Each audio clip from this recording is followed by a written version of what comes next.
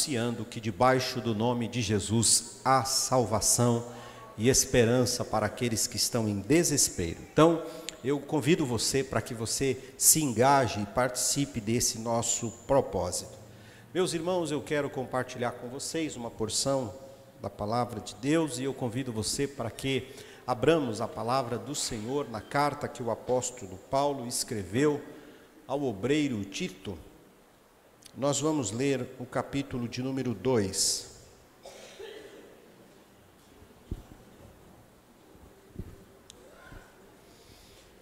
O versículo de número 11 a seguir.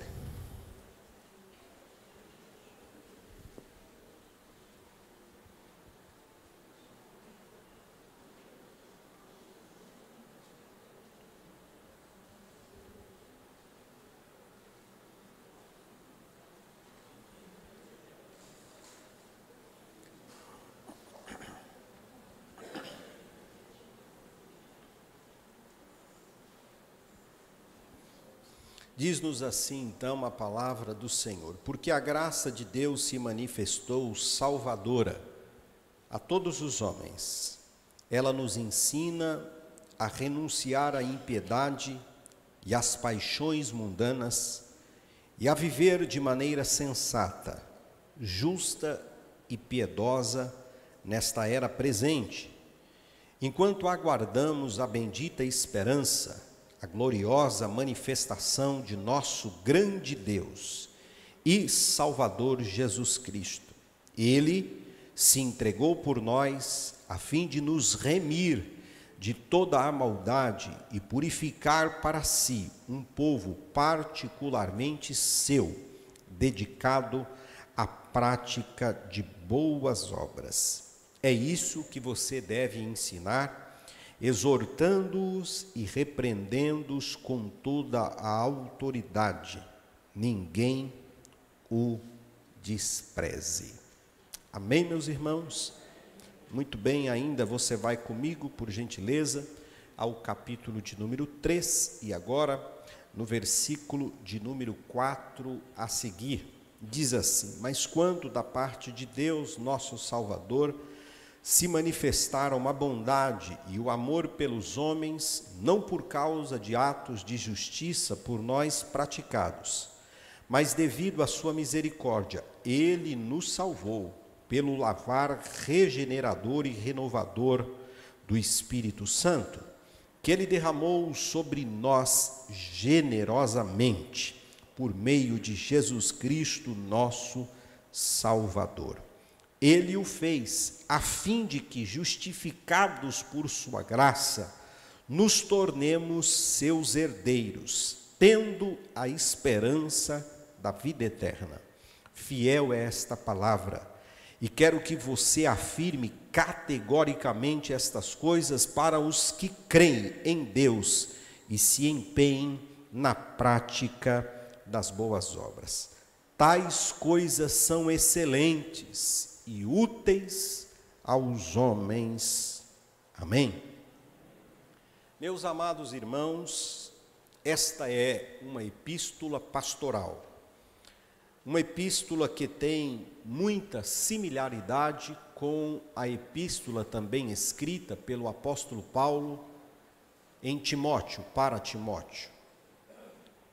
A finalidade com que o apóstolo Paulo escreve a Tito é dar a este obreiro a instrução de como ele deveria se comportar, a maneira como ele deveria se dirigir, a maneira como ele deveria performar-se diante do pastoreio. Ele foi posto numa cidade chamada Creta, para colocar algumas coisas no seu devido lugar. E o apóstolo Paulo dá a ele orientações precisas de como ele deveria, então, se conduzir diante desta missão, diante desta responsabilidade. Apesar desta carta ser uma carta pastoral, ela é uma carta cujas suas verdades, elas são universais ao povo de Deus, ou seja, ela serve tanto para o pastor quanto para as ovelhas que compõem o rebanho do Senhor. Tito, ele tem um desafio. O desafio de Tito é pastorear em meio às crescentes heresias que estavam se formatando no seu tempo. A heresia ou os hereges não é um artifício moderno, mas sim uma perspicácia de Satanás ao longo da história da igreja. E desde esse tempo já havia muitos homens querendo corromper, distorcer, principalmente perverter os ensinos apostólicos, os ensinos de Cristo. E o apóstolo Paulo, com a sua visão, com a sua sensibilidade espiritual, ele tem em si, no espírito, a necessidade de abastecer o jovem Tito para esse grande desafio. Fica claro na exposição desta carta que o apóstolo Paulo está querendo dar o devido destaque à doutrina de Deus, a doutrina da palavra de Deus. Nós sempre vamos perceber esse cuidado do apóstolo Paulo com relação à doutrina. Não há como sermos cristãos que performam bem na vida cristã sem o devido conhecimento da doutrina de Deus. John Stott chega a dizer que, sem o devido conhecimento da doutrina, nós teremos uma visão distorcida de Deus. Isto é, à medida que eu conheço a Bíblia, à medida que eu me aprofundo nos ensinos da palavra de Deus, eu vou tendo uma compreensão cada vez mais clara de quem Deus é, dos seus atributos, da sua santidade, da sua bondade, do seu amor e da sua misericórdia. E é fato que, à medida que você crescer nesse conhecimento, à medida que você se aprofundar nessa doutrina, o seu nível de amor por Deus vai melhorar. O seu nível de temor a Deus também vai melhorar. Por isso que muitos estão hoje descuidando da vida cristã, porque a sua relação com o conhecimento de Deus é inócua, é pobre, é vazia. Escute, nós não fomos chamados às experiências místicas de uma vida cristã. Você não está aqui porque um dia você sentiu, você se arrepiou, porque você dá pulinho, porque você bate palma, porque você gira e porque de vez em quando você manda até uma rajada de línguas estranha. Isso não vai sustentar a sua fé. Isso não vai fazer com que você permaneça, porque uma coisa é sentir, outra coisa é conhecer. Jó, no ápice da sua crise, ele não disse eu sinto, ele disse eu sei. Paulo, no meio dos seus embates, ele diz, eu estou certo, eu sei. É o conhecimento sistemático da palavra de Deus que vai fazer com que eu me aprofunde em Cristo. E quanto mais você conhecer, mais você vai desejar conhecer. O profeta Oséias disse, conheçamos e prossigamos em conhecer o Senhor. Você vai passar a sua vida inteira e não vai esgotar o conhecimento da palavra e nem tampouco de Deus. Porque a palavra é uma expressão daquilo que Deus nos permitiu conhecer. E há aquilo que está além da palavra. O que está na palavra é suficiente para que a nossa fé seja fortalecida, para que a nossa fé seja uma fé que não nos traia no que tange aos embates da nossa vida. Mas há um conhecimento que nós buscamos por meio da palavra e que o Espírito nos concede através da palavra. Nós precisamos desejar conhecer mais de Deus. Como está a sua procura pelo conhecimento de Deus? Meu irmão, você não vai se manter, repito, de pé, se você não procurar conhecer mais de Deus e da sua palavra. Nós estamos vivendo, assim como o apóstolo Paulo escreveu para Timóteo, a ataques à nossa fé. As heresias estão aí. Um evangelho completamente descaracterizado da essência do que é o verdadeiro evangelho está sendo posto por aí.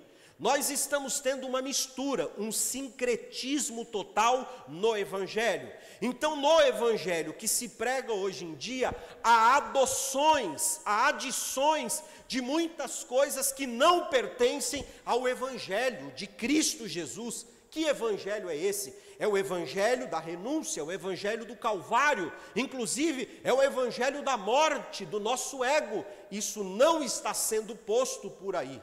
O evangelho que está sendo colocado por aí é um sincretismo total. Então eles misturam espiritismo com o evangelho. Eles misturam teologia da prosperidade com o evangelho. Eles misturam a teologia motivacional ao evangelho. E eles vão colocando adicionais ao evangelho. E tudo isso vai corrompendo as pessoas. Porque escute, tudo que o diabo quer é que o evangelho seja contaminado, para que a verdadeira essência do evangelho não seja percebida pelo cristão. À medida que um cristão, ele recebe uma informação distorcida, e ele não tem a capacidade de rebater isso, ele certamente vai comprometer a sua caminhada. Escute, é bem verdade que você pode chegar à mesma conclusão comigo. É por isso que muitas pessoas não estão evoluindo. É por isso que muitas pessoas não estão crescendo. Entra ano, sai ano, a mesma coisa. A pessoa não muda, a pessoa não avança, a pessoa não melhora com Deus, a pessoa não se desenvolve. E eu não estou falando de performance em que você consegue orar 1, 2 horas. Isso não tem a ver com conhecimento de Deus. Eu digo melhorar, é você saber que você é um cidadão reconciliado com Cristo. Você não está mais sobre os efeitos do pecado, que o pecado é algo vencido na sua vida, porque a sua natureza foi transformada por meio da graça. O poder do Espírito Santo se manifestou em você, e aí você, como crente, você não anda na perspectiva de que você está numa corda bamba, a ponto de cair a toda hora. Não! Você anda confiante que os seus pés estão sobre uma rocha, e que essa rocha te protege contra as astutas ciladas de Satanás. Um crente que anda assim, ele é feliz, ele é contente, ele tem fé, ele tem uma percepção de mundo completamente diferente. Agora, quem não anda assim é aquele crente frustrado. Toda hora ele está na berlinda, toda hora ele sente medo, toda hora ele se sente frustrado, inseguro. Eu pergunto a vocês, será que o evangelho de Jesus é para nos colocar em um estado como esse? Não, não é. O evangelho de Jesus é boas novas de salvação. O evangelho de Jesus é a notícia mais alvissareira que é uma notícia que agita o nosso ser, o nosso interior, que inquieta as nossas emoções e pacifica o nosso espírito. Que notícia é essa? O Verbo se fez carne, habitou entre nós, e nós vimos a sua glória, a glória do unigênito de Deus, aquele que não se importou em ir até a morte na cruz do Calvário, para tomar o meu e o seu lugar, e nos conceder a preciosa salvação que há debaixo do seu nome. Isto se deu a mim e a você mediante a fé. A fé que Ele mesmo colocou em nosso coração, a fé que Ele mesmo nos deu, para que nós pudéssemos crer nele. Que boa notícia, que mensagem feliz. Agora, à medida que nós não nos envolvemos com isso, nós vamos vivendo uma vida cristã minguada, uma vida cristã estática, E eu vou dizer para você, não existe vida cristã estática. Ou você melhora todos os dias, ou você piora todos os dias. Que lado você está? Escute, eu vou repetir bem pausadamente. Ou você melhora todos os dias, ou você piora todos os dias. De que lado você está? Paulo está escrevendo para Timóteo, uma carta onde a teologia precisa ser vivida. Agora escute, não basta você crer, você precisa praticar. E esta é a tônica da mensagem que o apóstolo Paulo traz para Tito. Confira comigo, por gentileza, o capítulo de número 1, o versículo de número 1, parece que o apóstolo Paulo não tem tempo, então ele é muito objetivo nas suas expressões. Ele começa dizendo, Paulo, servo de Deus, isto é, escravo. Quando você ler a palavra servo, entenda-se, escravo. Paulo, escravo de Deus e apóstolo de Jesus Cristo, para levar os eleitos de Deus à fé e ao conhecimento da verdade que conduz à piedade. Você não vai entrar assim. Se você ler o que a Bíblia diz sobre o cidadão do céu é forte, é irrepreensível, ele tem o peito empolado, porque ele carrega uma esperança incorruptível. Então não tem esse negócio de você entrar lá assim, não o importante é que eu cruzei a linha, tropecei e caí. Não, esquece isso aí. O Evangelho não é uma realidade que vai te colocar na eternidade somente. Não, o Evangelho é para afetar você hoje. O que o Evangelho está fazendo com você hoje? Eu vou dizer, está te habilitando como um verdadeiro cidadão do céu. Então você vai performando aqui na terra aquilo que você vai ser lá. Então por enquanto você não é o que você vai ser lá, mas você se aproxima daquilo que você vai ser lá. Daqui a pouco a imagem, a semelhança de Jesus vai sendo moldada em você, e as pessoas vão começar a dar o testemunho. Eis aqui um cristão, eis aqui um cristão, eis aqui uma mulher de Deus, eis aqui um homem de Deus, eis aqui um jovem de Deus, um adolescente de Deus. Por quê? Porque você está se adaptando à sua identidade, da onde você vai morar. O apóstolo Paulo está dizendo que nossa vida, isto é, primeiro, ele me transforma de um miserável pecador a um filho de Deus. Você era condenado, eu era condenado. Nós estávamos numa rota de colisão que iria destruir a nossa vida, porque nós iríamos colidir com a justiça de Deus. Nós íamos trombar com a justiça de Deus. E isto era a minha sentença, a sua sentença. O apóstolo Paulo escreveu isso, Romanos 3, 23. Todos pecaram, todos estavam destituídos da glória de Deus. Nós éramos inimigos da cruz. Mas aí o apóstolo Paulo está escrevendo a Tito, dizendo, capítulo 2, verso 11: porque a graça de Deus se manifestou salvadora a todos os homens. Nós estávamos indo colidir com a justiça. De repente, a graça se manifestou. Isto é, a graça se revelou. A graça se tornou conhecida. Que graça é essa? A graça é Jesus, o Filho de Deus, que apareceu no meio da história para mudar o destino das nossas vidas. Ele entrou no meio da nossa trajetória e disse: eu vou dar um novo destino, eu vou predestinar a eles a um novo destino, a uma nova rota. E aí nós recebemos este poder sobre a nossa vida. Mas este poder, aí escute, é o extremo que nós não podemos viver sobre os extremos. O Evangelho não é só sobre viver aqui, o Evangelho também é sobre aonde nós vamos chegar. O apóstolo Paulo diz que se nós esperamos de Cristo somente nesta vida, nós somos os mais miseráveis entre os homens. Jesus te chamou para que você entre no céu. Aqui não é o seu lugar. aqui não é o nosso lugar. Nós não cremos como os testemunhas de Jeová. Nós não temos compromisso com essa terra. Apesar de entendermos que o evangelho é algo que não muda só os homens, muda a humanidade, muda a terra, muda a natureza. A natureza está aguardando o grande dia do Senhor. Todos grande expectativa por esse dia. Este é um dia que nós não temos como dimensioná-lo, mas este dia está se aproximando. E o apóstolo Paulo está dizendo que o Senhor nos prometeu, nos deu a esperança da vida eterna.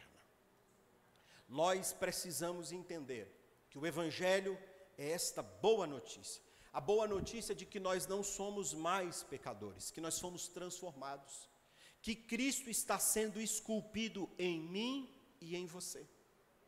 E que não apenas Cristo está sendo esculpido em mim e em você, mas que daqui a um poucochinho de tempo, nós iremos para o nosso verdadeiro destino. Nós estamos aqui apenas transitoriamente, apenas de passagem. E eu sei que isso deve ser uma mensagem de grande consolação para o meu e o seu coração. Escute, aqui, enquanto Cristo não restaurar todas as coisas, nós nunca vamos viver as expressões da plenitude do reino de Jesus, mas esse dia está se aproximando. Ah, como eu anelo esse dia, como eu espero por esse dia, e como eu oro para que o Espírito Santo me treine, me habilite, me capacite, para eu experimentar este dia, não em frustração, mas em grande alegria e gozo no meu espírito. Vamos avançar um pouquinho. Nesta carta, o apóstolo Paulo, ele quer elevar o nosso padrão. E o padrão que o apóstolo Paulo quer elevar é que todos nós, cristãos, fomos chamados às boas obras. A expressão boas obras, ela está por toda esta carta. De forma que, para o apóstolo Paulo, nós não somos salvos por causa das nossas obras, ok? Nós não somos espíritas, nós não acreditamos que as nossas obras podem nos salvar, não.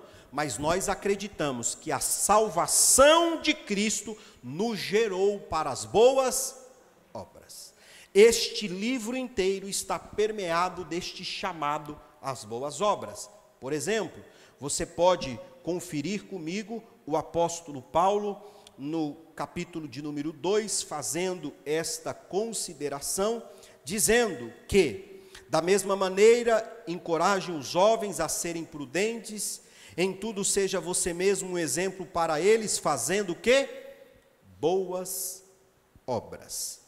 Ainda no versículo de número 14, ele diz assim: ele se entregou por nós a fim de nos remir de toda maldade e purificar a si mesmo um povo particularmente seu, dedicado a boas obras.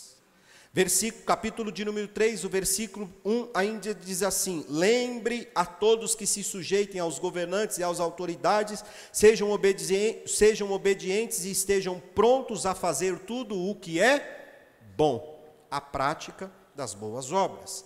Ele segue ainda fazendo um outro apelo a nós, no versículo de número 8, dizendo: fiel esta palavra, e quero que você afirme categoricamente estas coisas, para que os que creem em Deus se empenhem na prática das boas obras. Ainda no capítulo de número 3, no versículo de número 14, ele diz: quanto aos nossos, que aprendam a dedicar-se à prática das boas obras. Escute, cada vez que nós olhamos para a palavra de Deus, nós precisamos entender aonde nós estamos.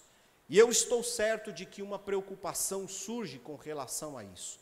Muitos de nós, eu repito, não estamos performando bem na nossa vida cristã, porque nós estamos com um conhecimento pífio de Deus, muito baixo, muito raso.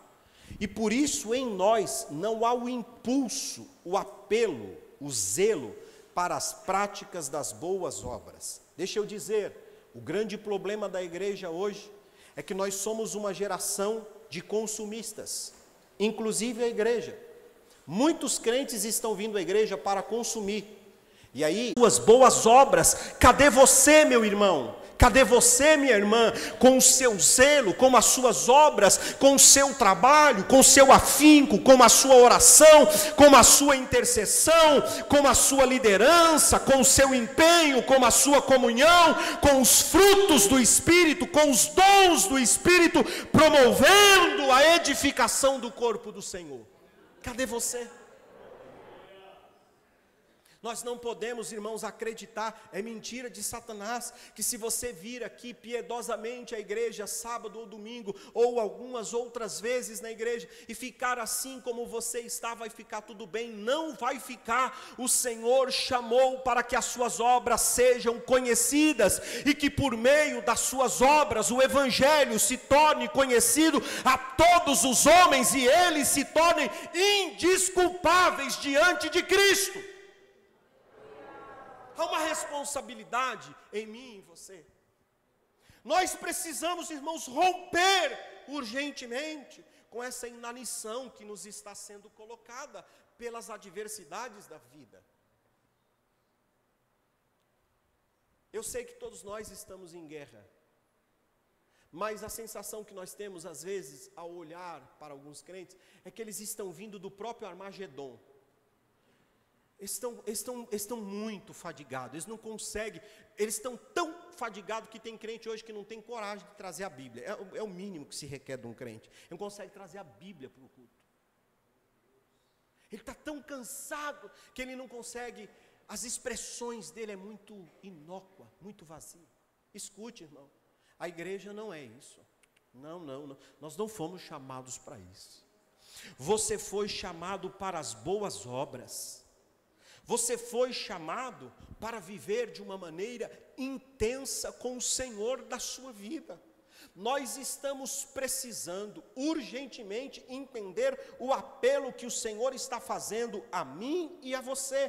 Qual é o apelo? A graça se manifestou a todos os homens. Ela nos ensina a renunciar à impiedade e às paixões mundanas. A primeira coisa que a graça me faz é me convencer, é me capacitar, é me habilitar de que eu não posso mais andar na iniquidade, que eu não posso andar mais no instinto das minhas paixões. O pecado é um tema vencido na nova natureza do homem. O apóstolo João disse que todo aquele que é nascido de Deus não peca. Aí a gente vem para a igreja e os crentes estão assim se debatendo com esse negócio do pecado todo dia. É um tal irmão do crente viver no pecado e ele tropeça hoje. Deixa eu dizer uma coisa, o pecado, ele está presente na vida de todas as pessoas. A tentação, melhor dizendo, está presente na vida de todas as pessoas. Agora, o pecado não. Esse negócio da gente estar emaranhado com o pecado, e é o pecado que tira a sua energia espiritual.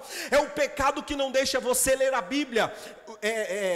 Moody escreveu na capa da sua Bíblia o seguinte: este livro te afastará do pecado, ou o pecado te afastará desse livro. Esta é a mais pura verdade. O pecado, ele gera fraqueza espiritual, ele suga as suas energias. Quando você não é um crente que vence o pecado, você não tem força para orar, você não tem força para ler a Bíblia. Jejuar, então, irmão, para você é um milagre. O dia que você jejuar, Jesus busca a igreja, porque você está aí há 10 anos e você não sabe o que é um jejum. O que é isso? É porque o pecado está próximo de você e você precisa se desvencilhar disso.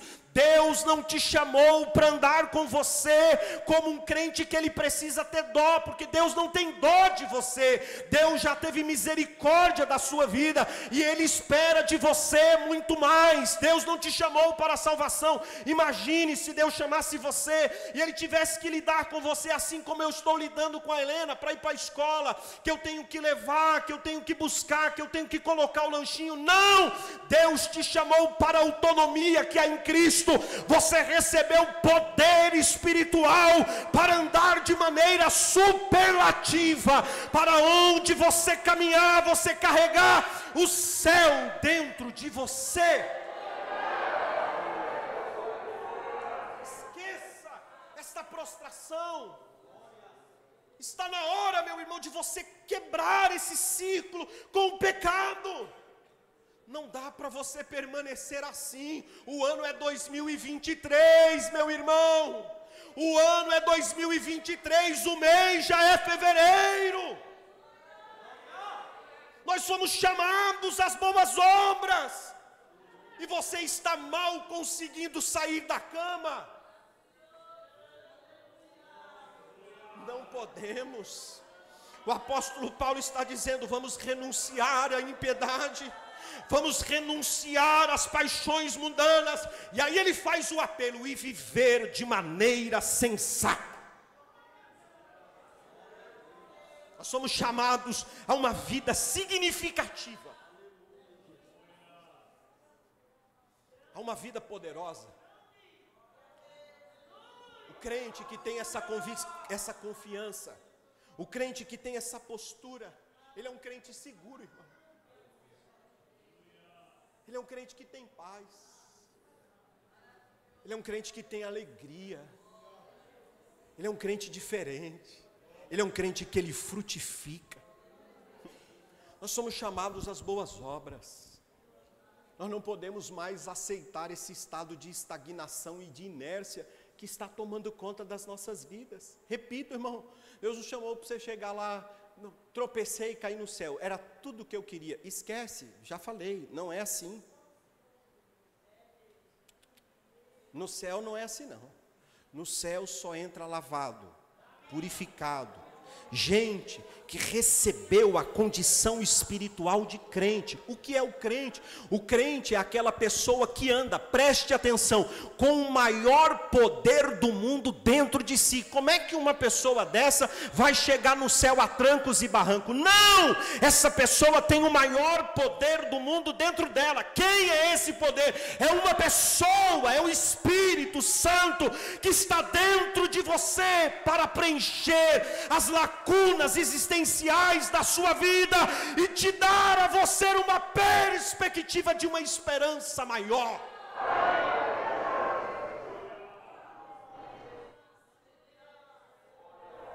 Esse poder está para mim, está para você. Ele diz: então vocês devem viver de maneira sensata, justa e piedosa nesta era presente. Irmãos, aqui nós precisamos melhorar. Cadê você, meu irmão? Cadê você nos frutos do Espírito? Dá uma olhadinha no espelho hoje, antes de você comer, porque é mais importante você fazer isso que eu vou dizer do que você comer. Dá uma olhadinha no espelho e dá uma verificada. Cadê os frutos do Espírito na minha vida? Aonde está a paciência? Aonde está o domínio próprio, Senhor? Eu não estou conseguindo vencer um chiclete. Estou conseguindo vencer, Senhor, o relógio. Estou conseguindo vencer um celular. Dá uma olhadinha no espelho. Pergunte: cadê os frutos, a benignidade, a bondade?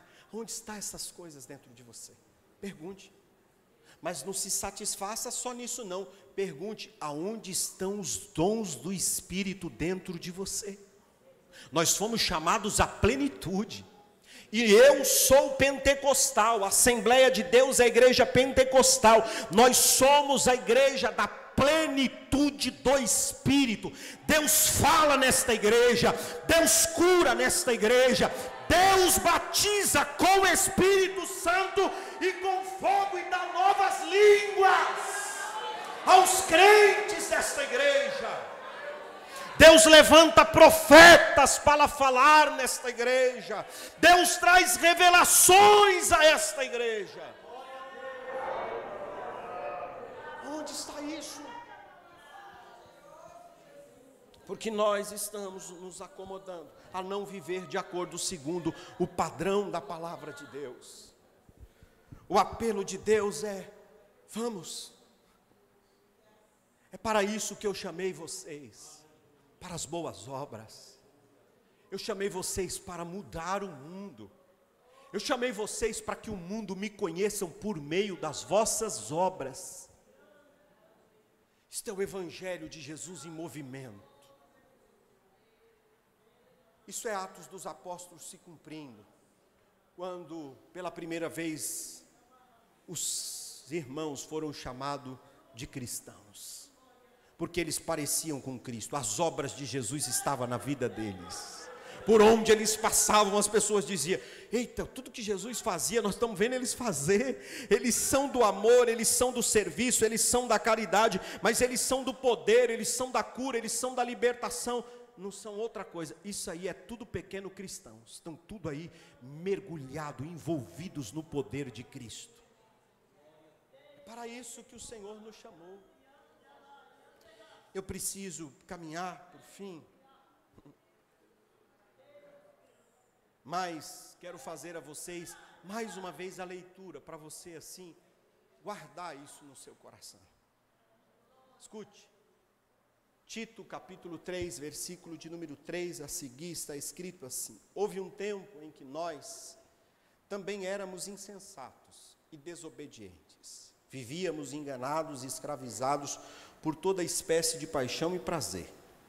Vivíamos na maldade e na inveja, sendo detestáveis e odiando uns aos outros. Eu estou fazendo uma releitura, assim, da minha compreensão teológica. E eu estou cada vez mais cônscio, quero dizer isso a todos os obreiros. Nós precisamos cada vez mais pregar o Evangelho aos crentes. O Evangelho aos crentes.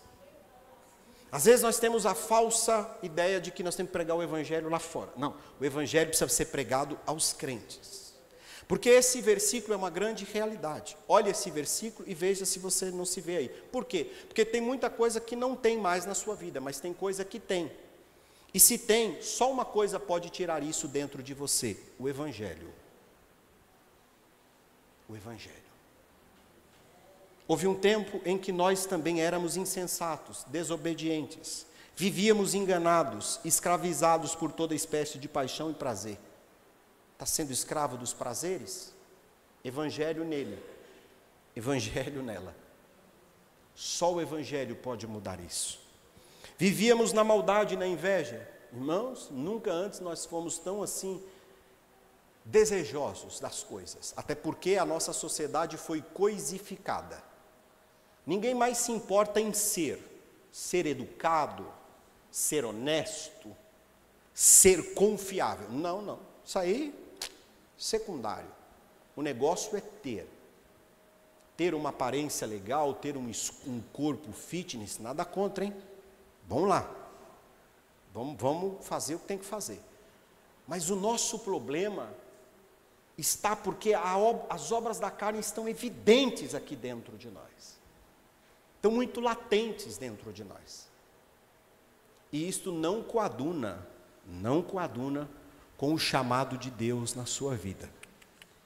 Você era assim, hoje você não é mais. Se você está assim, o Evangelho hoje está te chamando: vem mudar.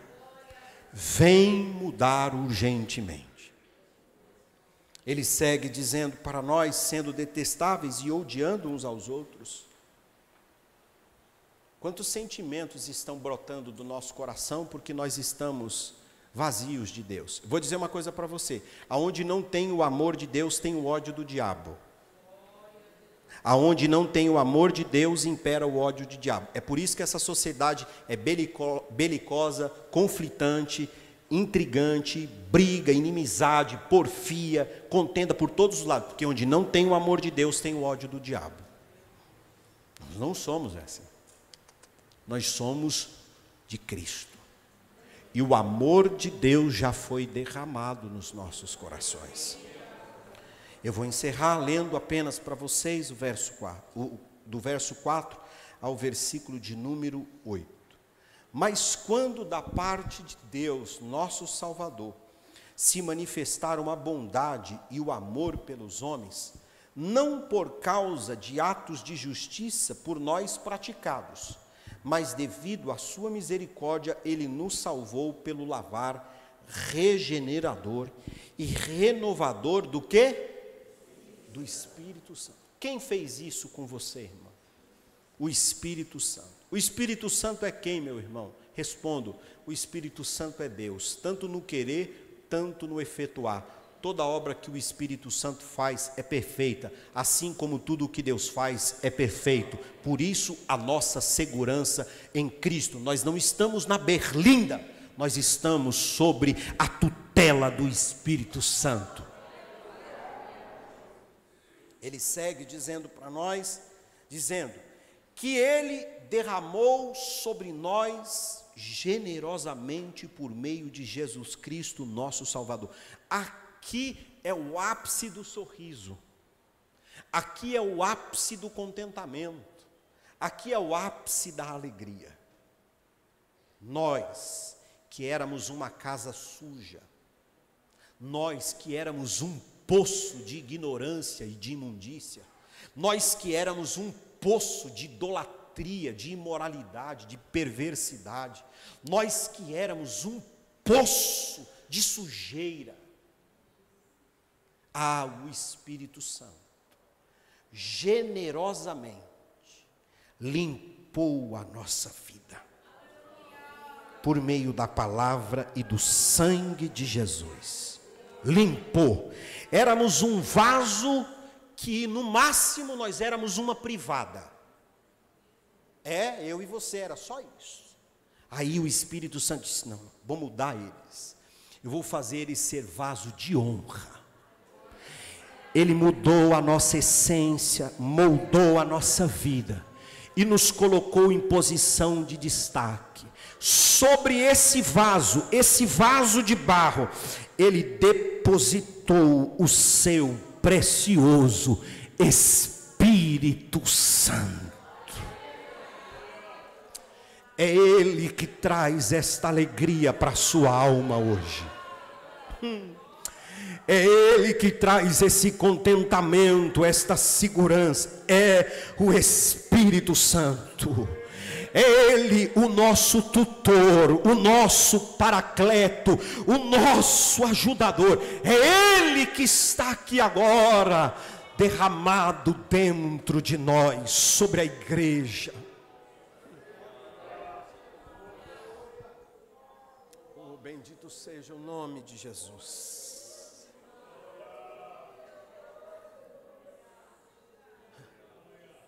O Espírito Santo habita em você. Tem um hino que nós cantamos: quero que valorize o que você tem. Você é um ser, você é alguém tão importante para Deus. Nada de ficar sofrendo angústia e dor neste seu complexo inferior, dizendo às vezes que não é ninguém. Escute, eu venho falar do valor que você tem. Eu venho falar do valor que você tem. Por quê? Ele está em você, o Espírito Santo se move em você, até com gemidos inexprimíveis, inexprimíveis. Daí você pode então perceber que para Ele há algo importante em você. Ande, por isso levante e cante, exalte ao Senhor. Você tem o valor, o Espírito Santo se move em você. Que precioso isso.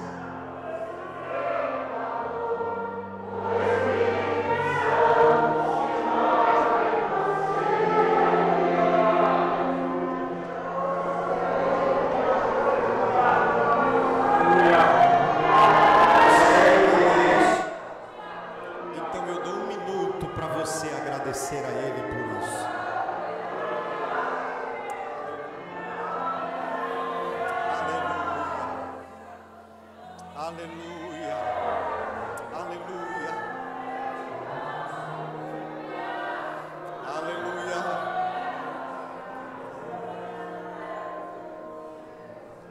Sabe por que Deus espera boas obras de você?